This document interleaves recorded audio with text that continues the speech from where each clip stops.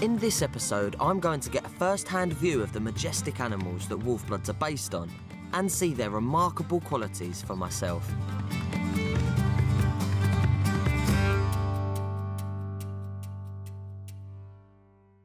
My character Rhydian and his friend Maddy are both Wolfbloods, which means they regularly transform into wolves. It also means that they have lots of impressive abilities, even when they look like normal teenagers. They've got heightened senses,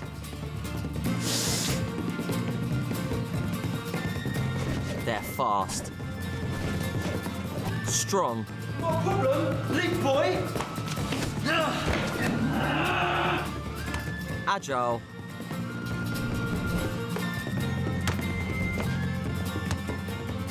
and they have extraordinary stamina. The reason they have these special skills is because Wolfbloods share the same capabilities as real wolves, which are pretty special animals. And today, I have the privilege of meeting some face to face. I can't wait. The Wolf Conservation Trust was set up to try and help change people's attitudes towards wolves. There are 10 wolves here, and apparently, I'm going to take one of them for a walk. That might sound a bit crazy when they're such serious predators. But I've been assured that these wolves are used to people, and I'm going to be accompanied by seasoned wolf handlers, Clive and Danny. So we're just waiting for the wolves to come out, but first we're going to have a quick safety briefing. Hi, guys. Oh. You did. So what do we need to know? So when the wolf approaches you, it likes to get your scent. So if you just stand there with your fists out in front of you, and he'll come up and sniff your hands, and from that it'll get a lot of information about you. Wolves will greet each other muzzle to muzzle, but you wouldn't want a wolf jumping up and sniffing you around the face, so we've substituted our fists. The wolf I'm going to meet is a male called Nuka, and he's 2 years old. Joe, there's something different about, like, seeing it when there's a big fence in the way, and then not. To a wolf, everyone smells a bit different, so Nuka needs to check out my scent and decide that he's comfortable to walk with me. If he is, I might even be able to stroke him. Hello. Just let him investigate, and that's it. Oh. Well, I think he liked me. And I'm pretty impressed with him. Just so regal, I think. The fact that Nuka is leading the handlers around. The 2 handlers with a big chain.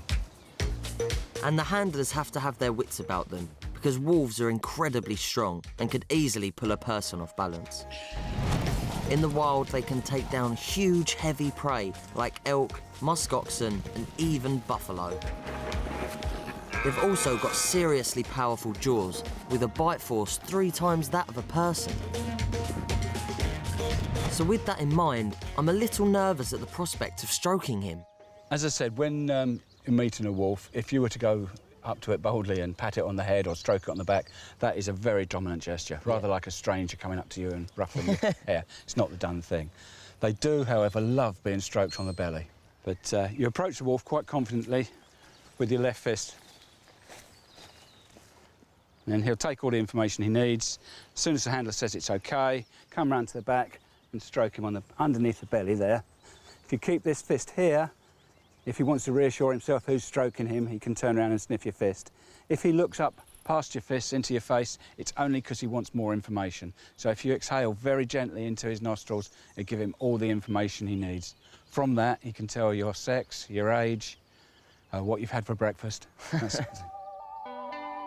Yep, you did just hear that right. Because they have so many scent receptors, it's estimated that a wolf's sense of smell is 10,000 times more sensitive than ours, so they can smell things that we couldn't even dream of. This is important when they're hunting, because it means that they can work out all sorts of information about their prey, from how old it is and if it's male or female, to whether it's healthy, sick, or injured. Right, now it's my turn. I'm kind of scared. I'm excited, though. It's not. Stand still while he says hello. Oh, is that? That's all you're going to get. Oh, that's good. On the back. That hand right underneath. Under there. And just breathe out, 'cause he wants to say hello and get a sense of his breath. Hello. I can't believe I'm cozying up to an actual wolf. I have to remember it's not just a big dog. If you want to, like, pat him on the head, so you're used to doing that with a dog or whatever, I'm not going to. Just The reason you need to be so careful about how you behave around wolves is that to them, body language is really important because of their complex social structure. Each pack has a dominant male and female, and when they want to make their position clear, they stand tall and hold their head and tail high. The other wolves crouch low and tuck their tails between their legs to show they understand. Well, that was pretty awesome. Time to give Nuka a break and see if I can show you just how good at smelling wolves are. We're at the Arctic wolf enclosure now, and as you can see, I've got a big bucket of meat. We're gonna head in there, we're gonna dot it around so they can sniff it out just like they were in the wild. It's an enrichment trial, sort of to keep their minds active, and I'm really looking forward to it.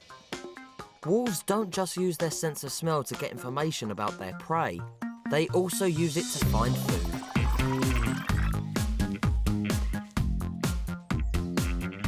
They'll fool them a little bit and give them but they think it's there.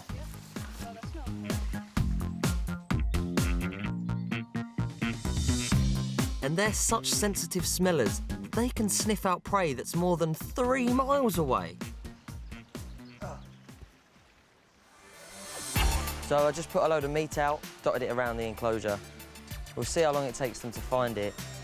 Kind of hoping I made it tough for them, but we'll see.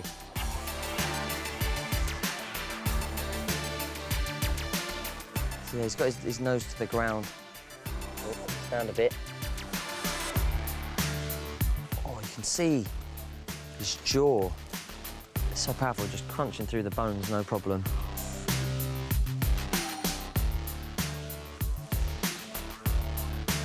See, what I did, I put a big pile of meat on top of the platform, and I think he's just found it. Yep, look. There he is. He knows he's hit the jackpot. He smelt that from all the way over here.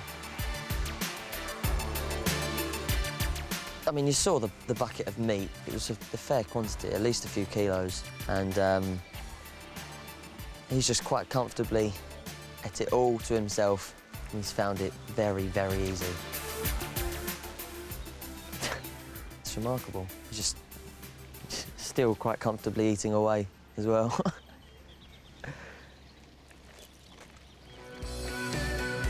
And actually, even in the wild, eating quantities like this isn't unusual for wolves. Because sometimes they have to go for up to 2 weeks without food, when a meal becomes available, they are able to gorge and can eat the equivalent of 80 burgers in one go. So they've shown us how good their senses are. There's just one more way I want to put them to the test before I leave.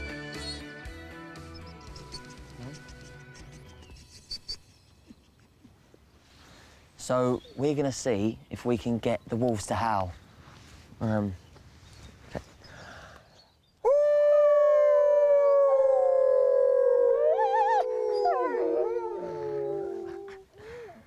Did you hear that?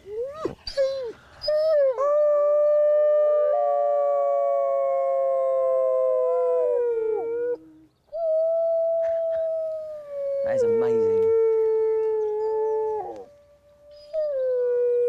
You can just about hear the other wolves now.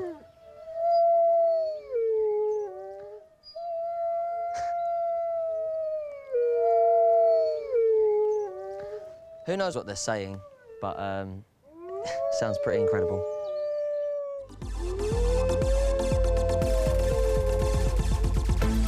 It's no surprise that the other wolves are responding. Howling is the way that wolves communicate with each other.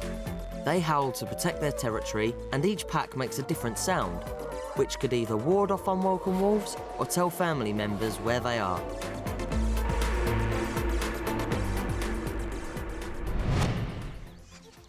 There you go. So they passed our communication test, and what a fantastic day it's been. It's been incredible to see them up close and personal, and a great opportunity seeing all their amazing abilities. And hopefully now you can see why Wolfblood seems so superhuman.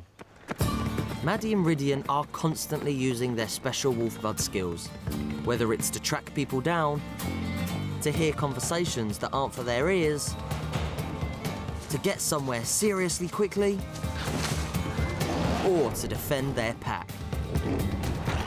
They certainly make the most of their link to these fascinating creatures.